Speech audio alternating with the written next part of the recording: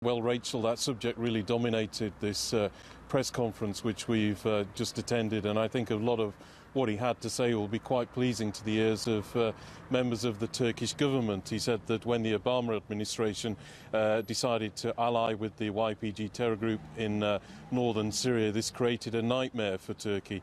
And he said if we don't do the withdrawal properly, taking into consideration Turkey's security concerns about the YPG, that might create a situation which he called Iraq on steroids. He said it may end up with Turkey having to go after the YPG itself and creating a much larger war in Syria as a result. He said that the two heads of the US and the Turkish militaries are currently working on a plan for northern Syria, which he said would involve moving the YPG away from Turkey to a position where they do not threaten the country, and also that all heavy armaments would be taken away from them, and there would also be a buffer zone set up.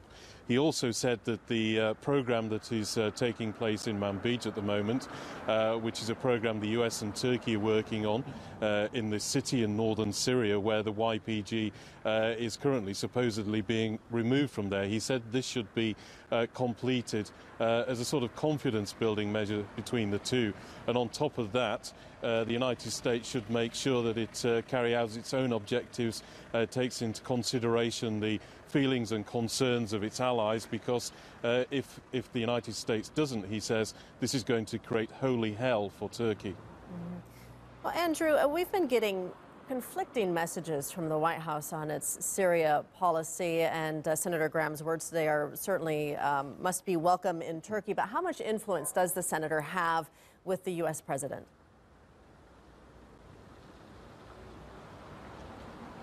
Well, I think he does have some influence. Exactly how much is quite difficult to say. He doesn't have a official position within the Trump administration, but he does appear to have a direct line to the Turkish president. He was here 6 months ago when he had talks with Recep Tayyip Erdogan, and he came back again just in the last couple of days, and he said he's had basically a 3.5-hour meeting directly with the president and some other officials, which is more than John Bolton got. He's Donald Trump's national security advisor, who was here about a week to 10 days ago. So there is a difference in relationship here.